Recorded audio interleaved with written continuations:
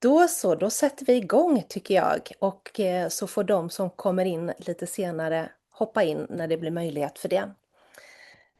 Jag vill hälsa er alla som har kommit till kvällens webinar varmt välkomna.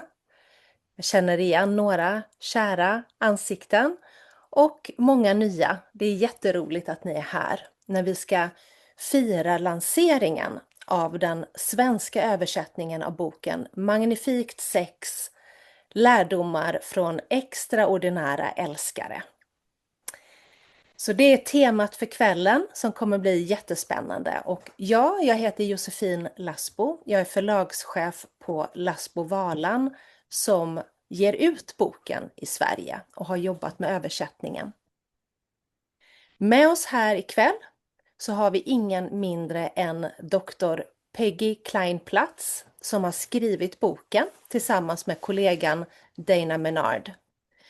Peggy är sexolog och forskare knuten till universitetet i Ottawa i Kanada där hon leder institutionen för optimala sexuella upplevelser.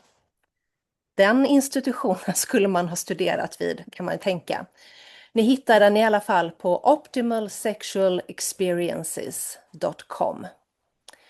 Vi har även med oss Maria Kvamme och Nina Sundvall som är de 2 första svenska sexologerna som utbildat sig i Dr. Kleinplatz metodik. Nu ska jag ta en paus och släppa in en till här. Sådär, ursäkta. Den här boken släpptes i sin originalupplaga 2020, så det är några år sedan. Den baseras på resultaten av forskningen som Kleinplatz och hennes team har gjort. Och den är ju helt unik i sitt slag. Problem med låg eller varierad lust i en intim relation är det vanligaste sexuella problemet som människor lider av och söker hjälp för. Men istället för att inrikta sig på att lösa ett problem har Peggy och hennes team resonerat som så att det kanske inte är något fel eller kanske inte ens finns ett problem att lösa om en person som inte upplever bra och tillfredsställande sex inte har så hög lust till det sexet. Det kanske egentligen är helt normalt och helt friskt. Då borde ju lösningen snarare vara att ha sex som är värt att vilja ha. Bra sex. Magnifikt sex. Forskningen resulterade i 8 faktorer baserade på djupintervjuer som gjordes med extraordinära älskare. Nu ska jag ta en paus och släppa in folk igen. Dessa extraordinära älskare rekryterades från 3 olika grupper människor. För det första så var det äldre individer som har levt i fasta relationer i över 20 år och fortfarande ansåg sig ha ett fantastiskt sexliv med sin partner. För det andra så är det personer som har en icke-konventionell sexuell läggning. Alltså HBTQI+, BDSM, polyamori, kink och annat som har gjort att de har utforskat sin sexualitet på djupet och som har fantastiskt sex. Och slutligen den tredje gruppen som ingick i undersökningen eller i forskningen var professionella sexologer. Själv hade jag inte alls hört talas om den här boken förrän för ungefär 1,5 år sedan när en kär väninna till mig som är parterapeut och har skrivit flera böcker om sex frågade mig om jag kunde tänka mig att bli intervjuad som ett case för en artikel om sex efter 50 som hon medverkade i för en damtidning. Artikeln handlade om en bok som hette Magnifikt Sex och var skriven av en kanadensisk forskare. Journalisten som intervjuade mig råkade vid något tillfälle nämna att den kanadensiska författaren frågat henne om hon kände till något bokförlag i Sverige som skulle vara lämpligt att ge ut boken på svenska. Då kände jag såklart att jag var tvungen att avslöja att jag var bokförläggare och jag kanske var intresserad. Så jag beställde boken, läste den och bestämde mig. Det här vill jag verkligen ge till svenska läsare.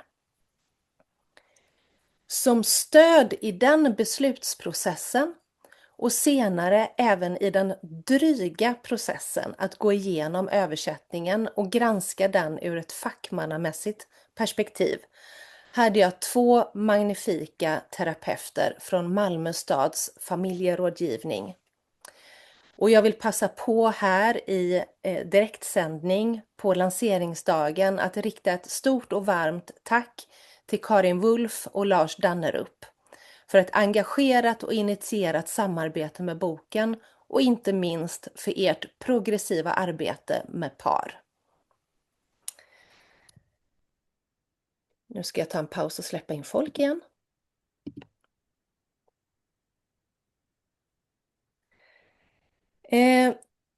Vi kommer att ha flera spännande samtal ikväll. Ni som är här och lyssnar har möjlighet att interagera med oss som pratar genom att ställa frågor i chatten eller era kommentarer. Så kommer jag att titta på dem på slutet och se hur mycket vi hinner ställa. Så om ni har en fråga som är riktad till antingen Dr. Kleinplatz, till Maria Kvamme, till Nina Sundvall eller kanske till mig, så är ni jättevälkomna att lägga dem i chatten och så kommer vi titta på dem till sist och ta så många frågor som vi hinner. Ni är också såklart hjärtligt välkomna att ge eran uppskattning eller era kommentarer med hjärtan och tummar upp och allt sånt där som man kan göra på Zoom nu för tiden, om ni vill. Så. Utifrån sin research har Dr. Kleinplatz och hennes forskarteam även utvecklat en metodik för gruppterapi riktad till par som lider av låg sexlust. De första svenska sexologerna som är utbildade i den här metodiken är alltså Maria Kvamme och Nina Sundvall. Maria och Nina, nu är ni varmt välkomna in här på Zoom-scenen. Tack så mycket. Och jag heter då Maria och jag heter Nina. Ja. Vi har ett litet tema på vår lilla 10 minuters prat. Och det handlar om som man bäddar får man ligga. Och vad menar vi med det, Nina? Ja, men alltså att man på något sätt behöver göra det möjligt att öppna upp för njutning. Och att det är både ett eget jobb, ett inre jobb med oss själva. Att tona in i våra kroppar och känna efter och lära känna dem. Men även ett tillsammansjobb i relationen.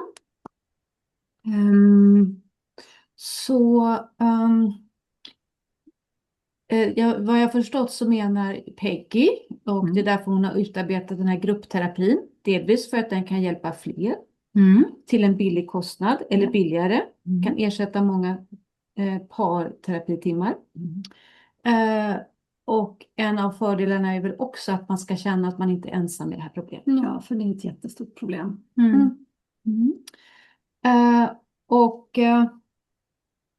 Man ska ju gärna då, om man ska få till bra sex då, som de här extraordinära lovers är väldigt bra på, så ska man gärna bädda sängen tillsammans. Och det kan betyda att man gör det lite mysigt där man vill hänga eller vara nära. Bokstavligt, men det kan också betyda att man reder i konflikter. Ja, för det är ju jätteviktigt att man inte har en massa konflikter som ligger och skaver. Som ligger emellan. Det är liksom att de ligger emellan också. För jag tänker så här, om jag är lite så här sur på dig. Ja, det brukar du ju vara. Ja, då vill inte jag ligga. Nej. Så. Och då kan det hända att vi ligger med ryggen emot varandra. Och det tycker jag är jättetråkigt. Det tycker jag också. Ja, precis. Och då blir man ju, då kan ju, när jag tycker att det är tråkigt, då vill jag gärna vara nära dig. Och då brukar jag kunna bli avvisad ibland. Det är trist. Det är jättetrist. Ja. Och sen kan det ju vara, bädda sängen kan ju också vara att man ordnar med sig själv så att man kommer i stämning. Det kan vara, och det beskrivs ganska mycket i den här boken om vad man gör. Lite förberedelse. Ja. Sen är det ju också att vi på något sätt måste, alltså jag vill inte säga liksom ett arbete, men det finns ju att vi prioriterar varandra. Ja. Och att vi gör sexet viktigt. Så att, att det finns en intention. Att det kommer liksom inte bara av sig själv. Så är fantastiskt underbart sex. Det sker inte bara. Nej.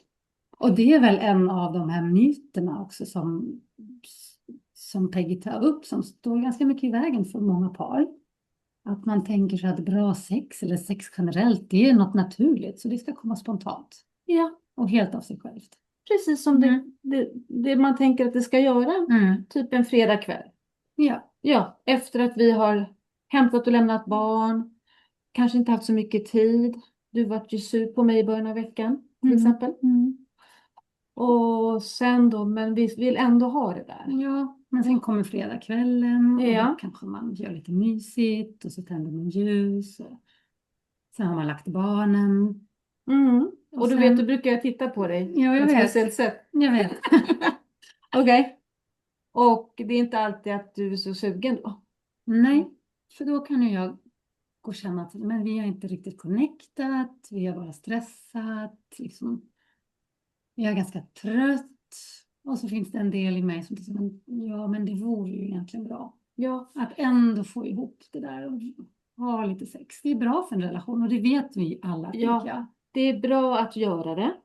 Det vet vi. Vi blir ju gladare. Och jag blir ju glad en hel helg efteråt. Jag vet, och det är helt underbart tycker jag. Så, men, så det kan hända att vi får till det. Ja. Att det blir så att det kanske blir en liten snabbis. Kanske. Efter Precis. 2 glas vin. Ja. Kanske, det är lite som att sängen inte är riktigt bäddat. Våran säng. Att det blir den här snabbisen, det blir efter 2 glas vin. Precis, det ligger massa tvätt och grejer och vi har inte riktigt kommit i stämning. Nej, men det är lite som det kanske sker i mörkret, under täcket, lite på rutin. Ja, du brukar ju vilja göra du vill ju att det ska gå så snabbt när vi väl gör det. Och det är ju lite tråkigt. Men... Så det blir liksom på något sätt någonting som inte lämnar ett djupare intryck. Nej. Så, det är ganska skönt. Fast jag tycker det är bra att vi gör det. Ja. Och så kan det ju, liksom, det kan ju bli lätt så att man hamnar liksom i ett dåligt mönster. Ja. För jag vet ju att det här är bra och så märker jag av att du blir så mycket gladare efteråt. Och det så blir jag. Blir det bättre stämning och du känns ganska nöjd så jag kan bara säga, gud vad skönt, nu har jag det lugnt liksom en vecka till. Eller 2. Men då blir jag ju sugen på mer. För jag tänker vi har gjort det nu så kanske jag kan göra det igen. Och lite längre tid och ägna lite mer tid. Men då, det brukar inte du vilja. Nej. Ja, och så kan det bli som vad Peggy beskriver i sina litteratur. Att det kan bli som en nedåtgående spiral. Dödsspiral. Dödsspiral säger hon faktiskt. Ja. Som kan göra att till slut så säger du bara nej. Och vi lägger sexet på hyllan. Ja. Vi börjar undvika. Och du drar dig också tillbaka för du vill inte bli avvisad längre. Ja, fast ibland rör jag dig på speciella ställen. Och då blir jag jätteavvisande. Ja, och jag känner mig jättehårt behandlad. Och som kanske typ inte så, jag menar, det är inte trevligt att känna att man är lite äcklig. Nej, det är ju inte det. Ja, i alla fall så hamnar man i en sån här negativ spiral. Och det kan vara väldigt svårt att komma ur den. Ja, när man väl har hamnat där och det har varit länge så är det ofta så att den parten som har mindre lust, den kan börja undvika all form av närhet. Liksom att sitta nära i soffan så som vi gör. Alltså allt som skulle kunna leda till mer undviker man. Alltså här nära brukar vi inte sitta. Okej. Vi gillar att skoja, men anledningen till att vi skojar så här mycket det är faktiskt för att den här gruppterapin är ju lite så här att man vill gärna hitta leken inom oss och kanske att man vill ja, alltså att det är allvarligt, men det ska också vara någonting kul som man gör det här, alltså att man ska hitta någonting inom sig som väcker det här. Ja. Och det som vi fastnade på, precis som jag tänker som du beskriver, Josefin, det där var ju det här salutogena perspektivet. Alltså det här att, som Peggy skriver, det är faktiskt kanske helt friskt att om inte vårt sex är så roligt så vill inte vi ha det. Att det är liksom, för ofta så hamnar man ju liksom i att det blir lite patologiserande, och så den som har mindre lust kan ofta känna att det är något fel på den och att det ska bara fixas till, liksom, du måste göra någonting åt det här. Och det blir ju en väldigt dålig dynamik inom en relation mellan parterna. Jag tror båda kan känna sig dåliga eller oälskade eller otillräckliga. Ja. Så det blir en väldigt negativ loop, och det man gör för att skydda kärleksbanden, det är ju då kanske att man undviker det. Och så menar vi på att det är lite svårt att få hjälp med det här. Det är ganska svårhjälpt. Ja. Och ibland kan man få gå relationsspåret, och då kan man gå i familjerådgivning till exempel och få hjälp med relationen. Men då kanske man inte får hjälp med det sexuella spåret. Och så ibland kan man gå hos en sexolog, och då kan man få lite mer hjälp med det sexuella spåret, men kanske inte tillräcklig hjälp med det relationella. Så man kan hamna liksom mellan stolarna. Ja, och det som också ofta sker är ju, som är liksom vår erfarenhet också, men att man tänker att allt det emotionella måste vara på plats. Vi måste rätta ut allt, sen kan vi tänka på sex och sexualiteten och jobba med den biten. Och då hinner ju jag tröttna. Då hinner ju du tröttna. Men som terapeuter, att man går in med ett antagande om att först behöver vi kunna prata med varandra och vi behöver fixa liksom. Och när det är riktigt bra, då kan man börja prata sex. Ja. Och då är ju den som har mycket mer lust känner ju sig inte alls tagen på allvar, och liksom det är jättehemskt att sitta där och inte liksom ha tillgång till sitt kärleksspråk. Ja. Fruktansvärt. Så. Ja. Så det som är så bra med Peggys grupp är ju att det blir en syntes av båda två. Ja. Man jobbar med båda delar samtidigt. Precis, man jobbar med båda delar, och sen jobbar man med en bro in till sig själv, till sin egen sexualitet, bro mellan varandra. Och man får hjälp att jobba med båda delarna. Det emotionella, det sexuella. Och det tycker vi är jättebra. Jätteroligt. Och den här gruppen då, bara för att många som har frågat kring den här gruppen undrar så här, men vad är det, vad ska vi göra på gruppen? Och det är för 4 till 6 par, det är 8 tillfällen, och vi kommer både ge online och IRL. Vi sitter i Stockholm båda två. Så man kan ha möjlighet att ansluta sig i hela landet. Och i hela Norden tror jag faktiskt. För att jag ser inte att det finns några andra i Norden. Nej.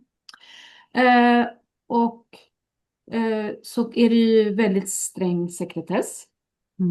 Ibland man uppmanas att använda ett annat namn än det man använder i vardagen. För att om man inte vill bli igenkänd. Och sen är det ju faktiskt så att många par som vi ändå har berättat det här för, de undrar om man behöver prata om sitt sexliv i gruppen för alla andra. Och det behöver man absolut inte göra. Man behöver inte dela någonting om sitt sexliv i gruppen. Så. Utan det kan man göra hemma om man vill, men man behöver liksom inte göra det. Nej. Och sen är det olika interpersonella övningar, och det är gemensamma övningar som man kommer få hemläxor. Det är litteratur man kommer få. Vi tittar tillsammans på filmsnuttar, till exempel om konflikthantering, och sen processar man det tillsammans i gruppen. Kolla vad det väcker, och det som Peggy har ju funnits som ett av de här som alla de här extraordinära älskare är överens om, är ju att för att kunna hitta det här fantastiska, magnifika sexet så har de behövt så att säga unlearn allting de kunde om sex. Alltså alla våra, liksom, alla myter, alla förväntningar, allt det där som ligger och liksom stör, för att bara kunna hitta till det här sexet. Så gruppen jobbar väldigt mycket med det. Ja. Tack så jättemycket, Maria och Nina. Det var kul att höra om hur man jobbar i de här grupperna och hur dödsspiralen kan se ut. Den vill man ju helst inte hamna i. Jag tänker för de som har lyssnat på er nu och som gärna vill bli lite mer magnifika älskare och inte vet riktigt vad man ska ta för första steg. Vad skulle ni ge för råd till dem? Kort. Läs boken. Läs boken, och känner ni att ni sitter riktigt fast så mejla oss. Sök hjälp. Ja. Sök För hjälp. om man har hamnat i den här dödsspiralen kan det vara väldigt svårt att ta sig ur. Och det finns hjälp att få. Det här funkar ju faktiskt, det är så fantastiskt. Och det är många som går och lider i det tysta. Och det tycker vi inte att man ska behöva göra. Det är också ganska skönt att komma till en grupp och känna, shit, vi är inte ensamma om det här. Så. Men sök hjälp. Ja. Tack så jättemycket. Tack. Tack själv. Now I will change language and I will start to speak English. I am so proud to present the magnificent sexologist, teacher, researcher, and writer of the book, Dr. Peggy Kleinplatz, who is with us tonight live from Canada. Welcome, Peggy. It is such a joy and a true turn on for me to have you with us here tonight. Good evening. Thank you so much for having me. Peggy, I have something that I must admit to you. The first time I heard the title of the book, I really didn't love it at all. Magnificent Sex. It almost gave me a performance anxiety, I have to say. And then when I started to read it, and when I got to the sex worth wanting declaration in the book, I felt like a ton of weight I didn't even know I was carrying, suddenly lifting from my shoulders, and I could breathe more freely. I know so many people, including myself, who are questioning, blaming, or even shaming ourselves for having less sexual desire than we feel we are supposed to have. What would you say is the biggest myth about desire? What a great question.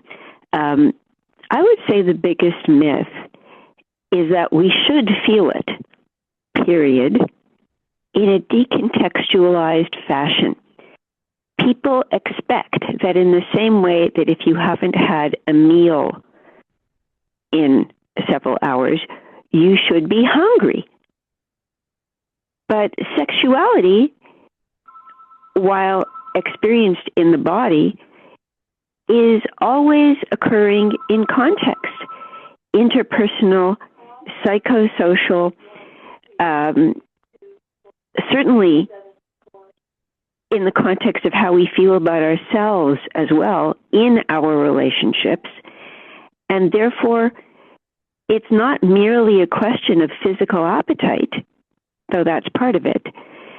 It's a question of how that desire exists within the context of all its human meanings. And therefore, it will fluctuate.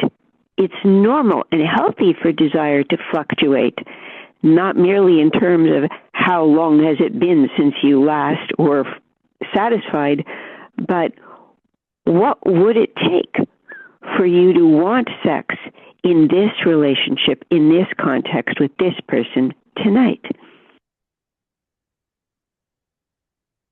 Thank you so much. And what do you think is the underlying reason so many of us have become lost when it comes to sex and intimacy? I would invite Maria and Nina to jump in at any time, but my impression is that when I interview couples, they always say, it was easy at the beginning of our relationship. That was the honeymoon period long before we married. It's in long-term relationships that people feel lost. And perhaps because they take for granted that there must be an interpersonal connection over time, and that they need to put energy into anything that matters. I mean, here, it's the beginning of springtime here in Canada. This is a lovely, sunny spring afternoon here. And I'm planning to plant my herbs and my flowers for the summer. Anything that should be beautiful 3 months from now, all through the summer and all into the fall, requires energy, requires effort. One might even say devotion. In a long-term relationship, there has to be intentionality that you bring to our sexual relations. If we want not merely to have sex, but to experience the full flowering, pun intended, of erotic intimacy, then that too requires energy and devotion. In long-term relationships, we sometimes get busy taking care of children, which is, of course, very important, and our jobs, and doing the laundry, and doing the dishes. But we can't afford to forget about that which first drew us together, the emotional interest, the curiosity about each other, or else the relationship, like a flower that gets no food and water, will shrivel. Yeah, that's really a beautiful and brilliant way to put it. Do you have anything you want to add, Maria or Nina? No, not right now. Okay. So, Peggy, your research invites us to unlearn old sexual scripts in order to experience magnificent sex. But many established movements within the field of sex and intimacy are connected to strong commercial interests that may not appreciate your findings. Is that something you have noticed? Unfortunately, it is. In 1998, the U.S. Food and Drug Administration released Viagra. In Canada, a year and a half later, in 1999. I don't know when Viagra was released in Sweden, but I'm sure it had as large a commercial impact in Sweden as it has had in North America. All of a sudden, it was possible for men to get erections despite their lack of desire. So, as a sex therapist in the 1990s, prior to Viagra being released, we fortunately had to deal with the interpersonal aspects of whether a man felt subjectively aroused.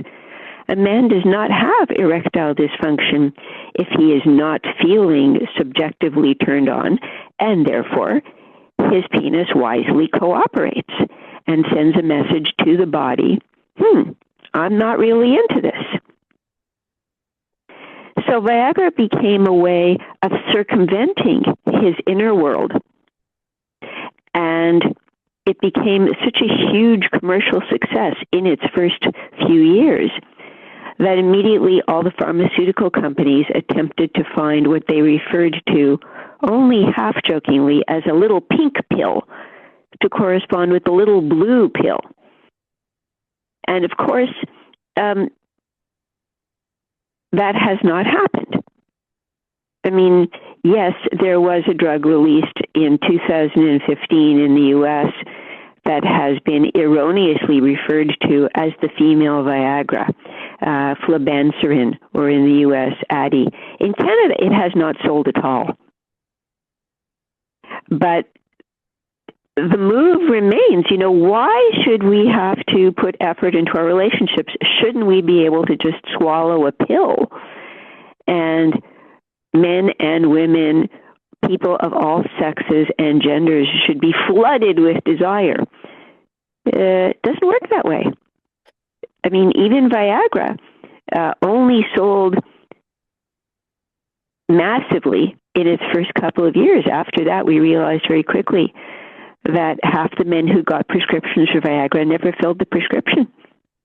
People want more out of sex than mechanical functioning of their genitals.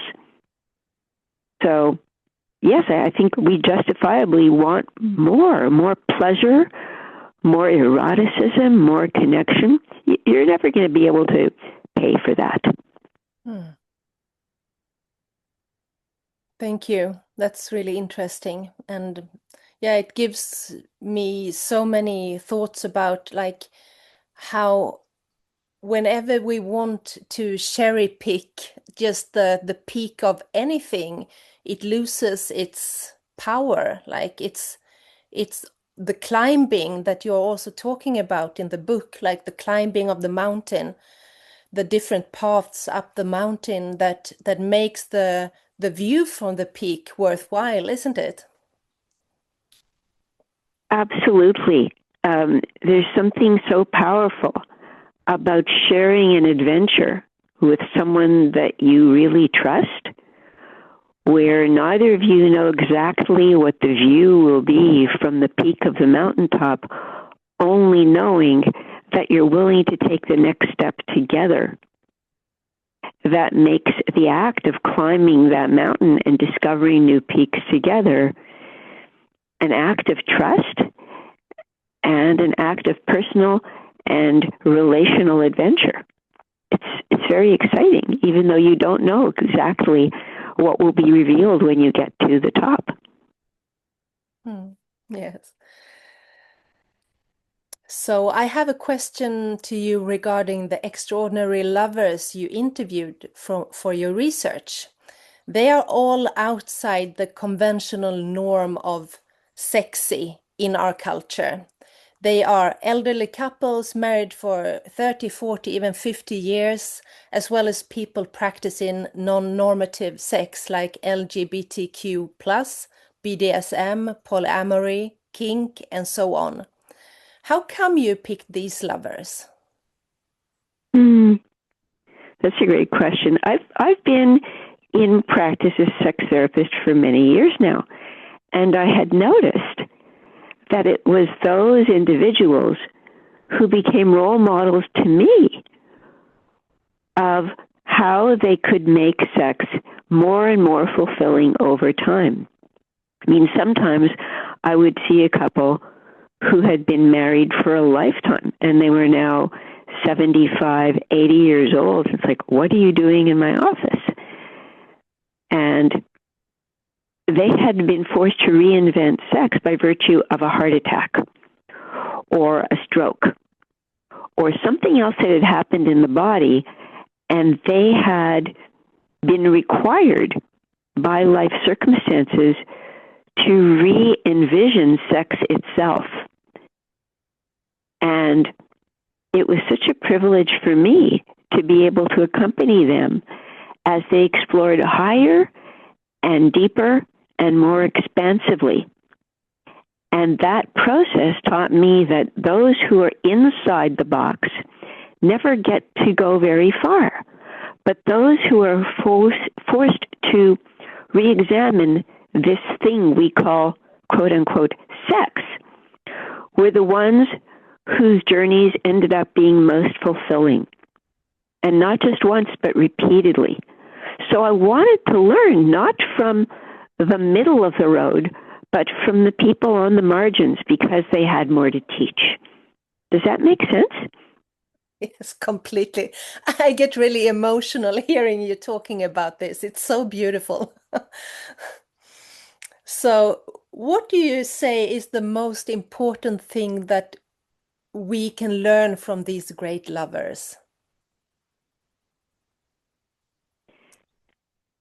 I would say that sex is not static, that what you experience and experienced nostalgically from early on in your relationship, when everything seemed so easy and effortless, is not something worth trying to recapture. It was what it was and remains a beautiful memory.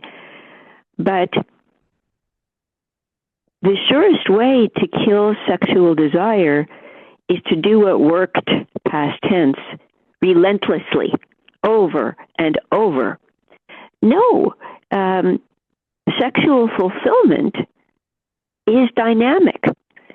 And unless we remain engaged in the moment, such that sexual experience is renewed, it will get boring fast, and wise people will lose interest.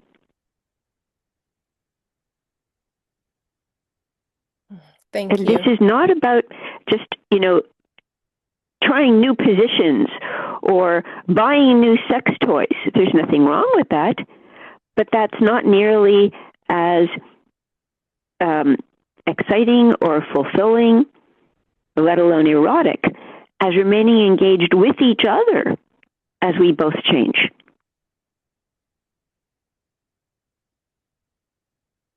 Yes. Thank you. So was there something the extraordinary lovers in your research had in common that you did not expect? I did not expect that they would have everything in common. Their backgrounds were so different from each other. And yet, when it came to describing their best, most memorable, most magnificent sexual experiences, their descriptions were identical. I could not have expected that. I mean, that the 22-year-old bisexual, gender non-binary individual who was in a polyamorous and kinky relationship should describe their sexual relationships that were at their best, their moments that were at their best, identically to the 82-year-old heterosexual woman who's been married to the same man for 60 years. Their descriptions were identical. I did not see that coming. Yeah, that's amazing. That's I don't even know what to say. That's magical. So That's what it felt like to me. It felt like if I never get to do anything else for as long as I live, interviewing these individuals for about an hour and a half each was utterly magical and felt like a blessing. If I die tomorrow, I will have experienced something so rare and so precious just by interviewing these people. I feel so fortunate. wow. So what has your research taught you about human nature?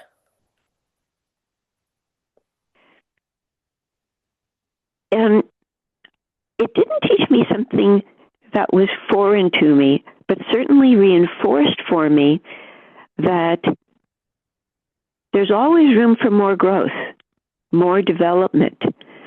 I mean, I don't know if any of the rest of you have seen a cover of the book, but the cover of the book shows mountaintops with the sunlight coming up from behind the mountain because so many of our participants used imagery of a climb together. And as they went higher up each mountain, new peaks emerged in the horizon with sunlight illuminating the new paths, even where the peak was not yet visible. Certainly in my own training, as an existential psychologist, as a humanistic psychologist, I was very much influenced by Abraham Maslow and Carl Rogers and Al Marr, who all spoke about new pathways towards human development and the potential for expansion as we grow older, and if we choose to grow wiser and expand our horizons. So for me, this was very validating in my belief that there's much to learn from those with life experience.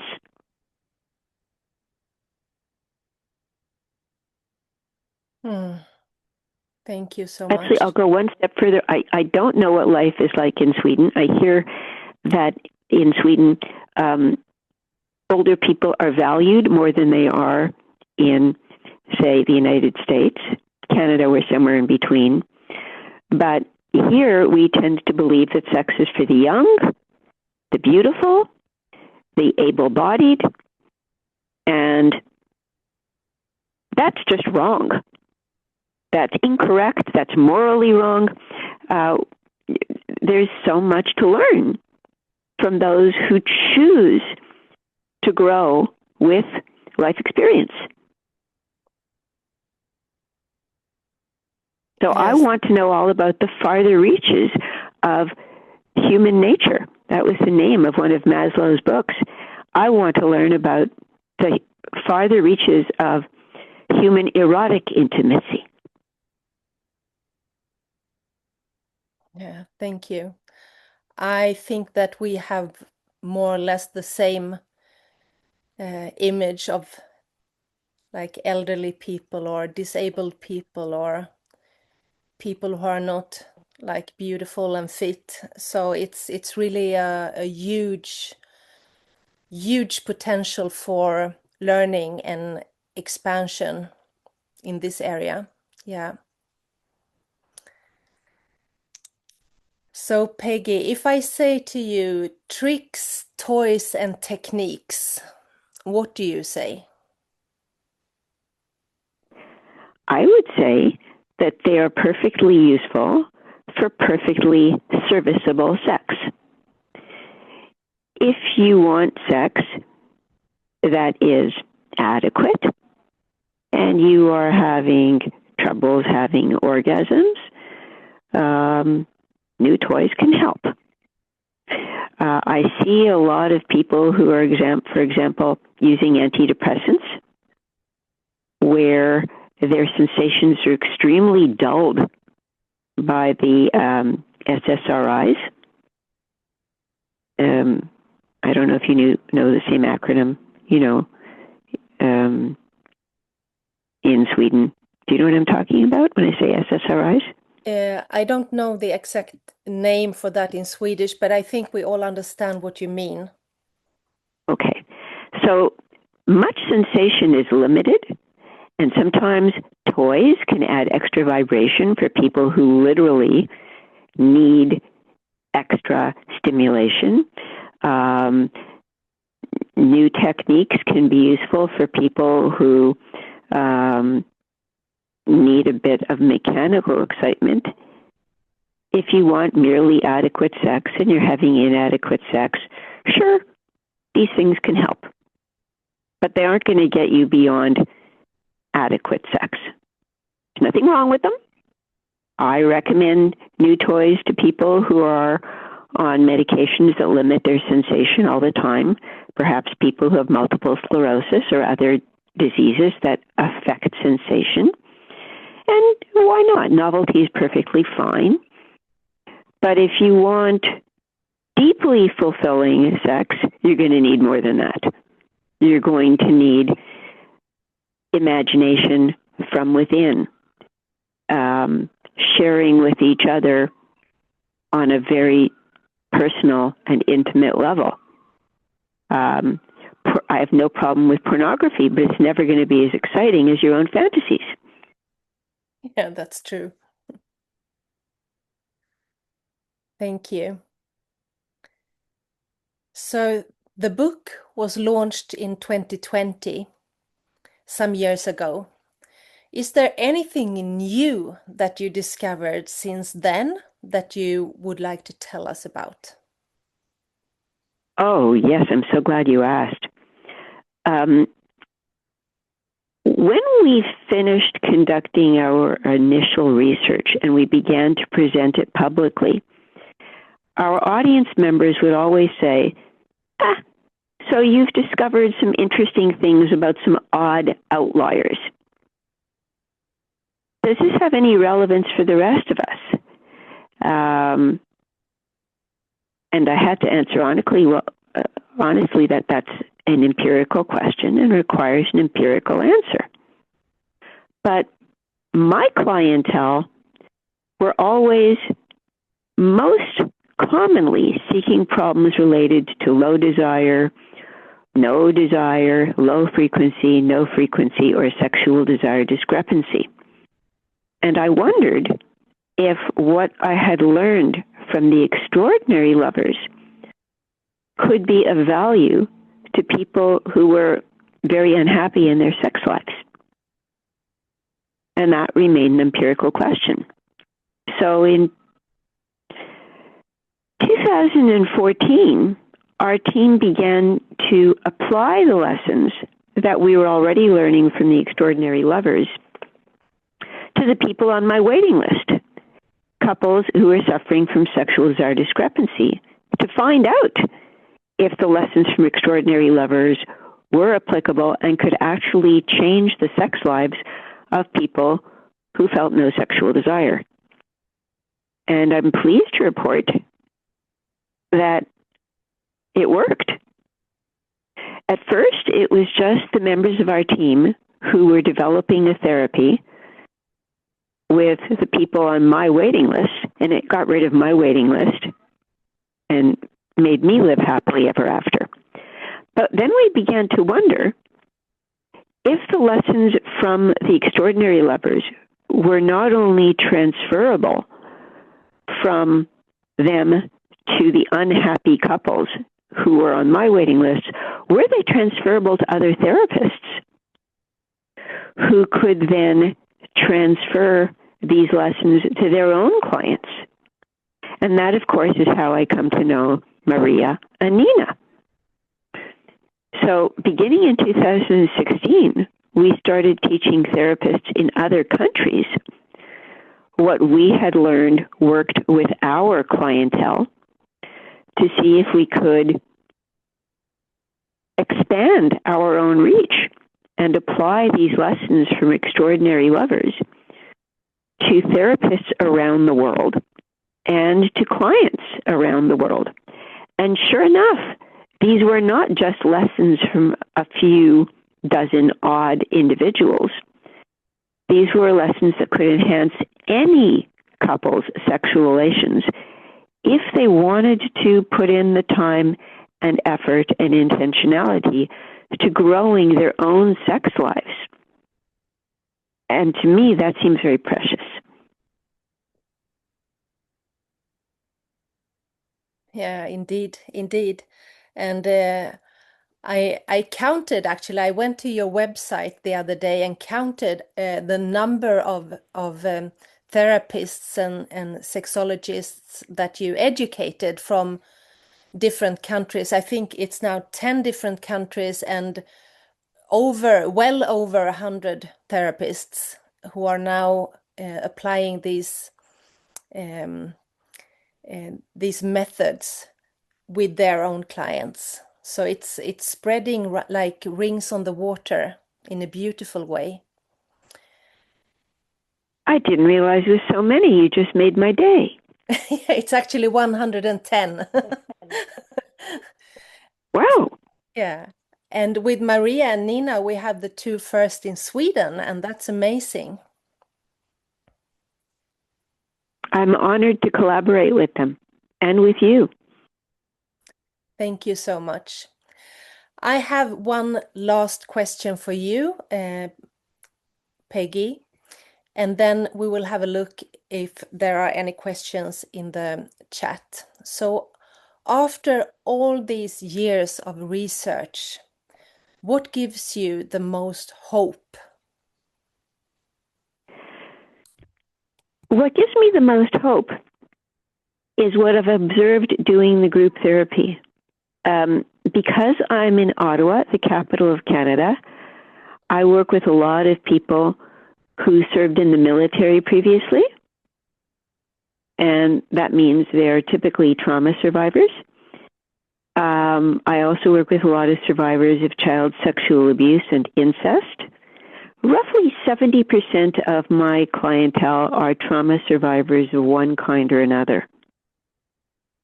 And I feel so inspired that the model that our team has developed based on those interviews can enhance the sex lives of even people who self-describe as feeling wounded, damaged even, by the things that people did to them. And yet, notwithstanding their past experiences, some of which have been quite horrific, they are ready, willing, and able to revision sexuality as something new and meaningful and exciting and fulfilling. That people have choice, and they can choose to enhance their erotic intimacy despite what they've been through, despite having learned that sex was something so narrow. They can expand their capacities for erotic intimacy at any stage of their lives. That fills me with hope. Yeah, thank you so much. That's really, really hopeful. That gives me hope too. And we have one question here in the chat that is a little bit in line with this. I will read it to you. It's from Eva Sanner. In the experience of the magnificent lovers, if the experience of the magnificent lovers are the same regardless of who they are, is it that the sexual experience in itself is beyond our personality level and is therefore something spiritual in itself? I have to answer that question in two parts. The sex did not look the same. It's the experience of the sex that was the commonality. So different people, if you were to, I'm guessing, be watching them on videotape or on film, I'm guessing the sex itself would look quite different. It's the experience that was the commonality. And one of those commonalities was transcendence. When you ask about spirituality, certainly that was common among all of our participants. They described the best sex as transformative, transcendent, as feeling like it's timeless, as having a sense of connection not only with their partners, but with all people on the planet, others. They would say it was a sense of connection with the entire cosmos. Absolutely, the spiritual dimension was an important element of what they all reported. Beautiful. That was the very last question for you, Dr. Peggy Kleinplatz. I'm so grateful for all these inspiring and uplifting answers, and to be able to get more insight from your research. Yeah, it's been a pure joy and pleasure to work with you. And thank you, Maria, Kvamme, and Nina, for being here and telling about your experience. We have one more question here. It's from Kristina Strömbäck. She says, let me see. She asks, I would like to ask if Tantra and Kundalini has been part of the research. We asked our questions, and our questions, because I'm a phenomenological researcher, were open-ended. So we never asked questions with those words. Were those words that people used in their responses? No, rarely. I think I heard them maybe once or twice in hundreds of hours of interviewing people. People tended to use their own words rather than answers that were part of any particular way of describing sex. But I can see where your question is coming from. Thank you. And yes, I salute you, Peggy, and I salute you, Maria and Nina. And now the book Magnifikt Sex is here in Swedish, and I hope it will fly out to many readers and make a lot of good work. Thank you so much, and thank you for spending this hour here with us. Thanks to all our guests here at the webinar. You will have a recording of this webinar sent to your emails. So if you want to share it with somebody else who maybe weren't able to be here tonight, you're welcome to do that. Thank you so much. It's been a real pleasure. Bye-bye. Bye. Bye. Bye-bye, Peggy.